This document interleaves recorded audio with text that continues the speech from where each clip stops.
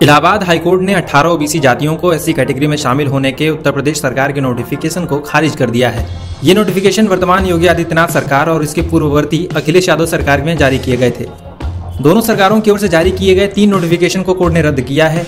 मामले के याचिकाकर्ता की दलील थी कि ओबीसी जातियों को अनुसूचित वर्ग में डालने का अधिकार केवल संसद को है। राज्य सरकार इस संबंध में अधिसूचना जारी नहीं कर सकती। 5 साल से इस मामले में योगी सरकार की ओर से भी कोई काउंटर हलफनामा दाखिल नहीं किया गया था। इसके बाद बुधवार को हाईकोर्ट ने इस नोटिफिकेशन को खारिज कर दिया।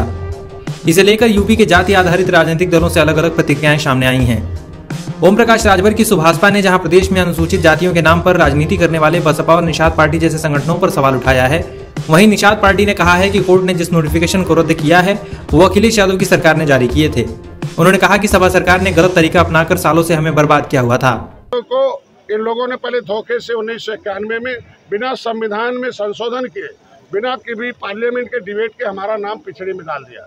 जब हम अनुसूचित जाति की सूची में 1950 से मझवार, गौड़, तुरैया, खरवार, बेलदार, खरोट, कोली 7 नामों से हैं और वो फाइल हमारी मुकुल वासनी और सहेलजा ने जो है सहकारिता मंत्रालय रहे उन्होंने गायब करा दी। उससे हम नई दिल्ली संसद भवन मार्ग में मुकदमा करा रखा हूँ। तो जब मैं ऑलरेडी अनुसूचित जाति की सूची में शामिल हूँ और वो शामिल होने के नाते हमें मझवार का चाहिए, हमें केवट मल्ला उपजाति वो नहीं चाहिए, हमारा नाम उपजाति से पिछड़ी जाति से निकलना चाहिए। मैं धन्यवाद दूंगा माननीय न्यायालय को कि हमारे उस मामले को तुरंत निस्तारण किया कि ये चूँकि 30 सालों से सपा आती थी, पिछड़ी से निकालती थी, बसपा स्टे लेती थी, लटकू राम बनाकर हमारी सारी नौकरियों पर ये लोग लटका के हमारा डकैती डालते थे।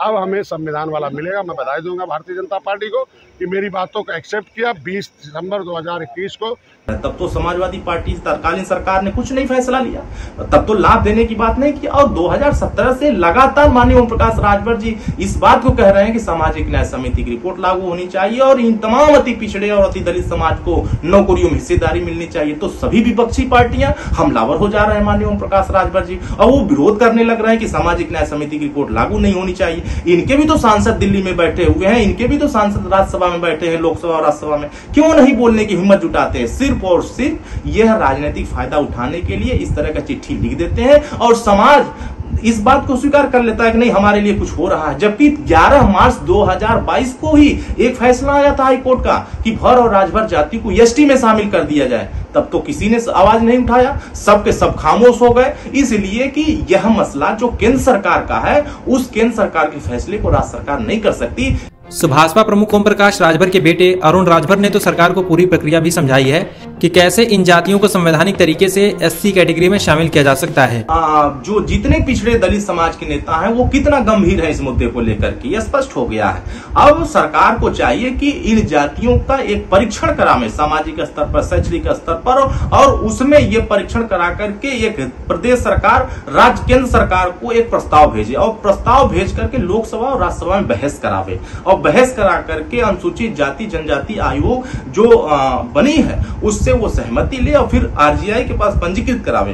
पंजीकृत कराने के बाद राष्ट्रपति महोदय का दस्तखत करा करके एक जीओ जारी करा करके सभी राज्यों को भेजे, तभी यह संभव है, अन्यथा यह संभव नहीं है। जबकि एक प्रक्रिया जो वर्तमान में संवैधानिक अधिकार हमें मिला है 27%, ये भी 18 जातियां उन पिछड़ी जाति में आती हैं जिनको आजादी के 75 साल में लाभ नहीं मिल पाया। 3 अक्टूबर 2013 को इलाहाबाद हाईकोर्ट ने एक फैसला दिया था कि जो पिछड़ी जाति में, जो दलित जाति में मजबूत जातियां हैं वो आरक्षण का लाभ अकेले उठा रही हैं। दरअसल उत्तर प्रदेश के 18 ओबीसी जातियों को एससी कैटेगरी में शामिल करने के लिए सपा की अखिलेश यादव और बीजेपी की योगी आदित्यनाथ सरकार में नोटिफिकेशन जारी किए गए थे।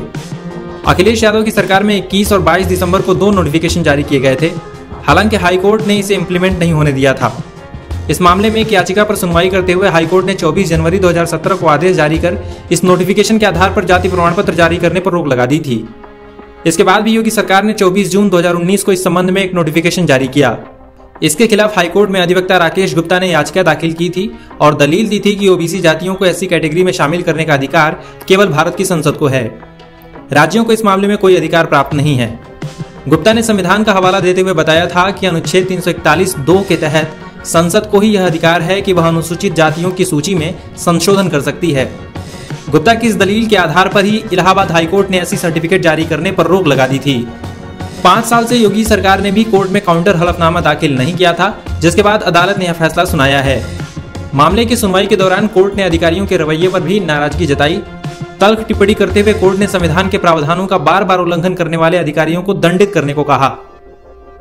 यूपी सरकार की ओर से जारी नोटिफिकेशन रद्द होने के बाद 18 ओबीसी जातियों मझवार, कहार, कश्यप, केवट, मल्लाह, निषाद, कुम्हार, प्रजापति, धीवर, बिंद, भर, राजभर, धीमान, बाथम, तुरहा, गोडिया, मांझी और मछुआ के एससी कैटेगरी में शामिल नहीं किया जा सकेगा।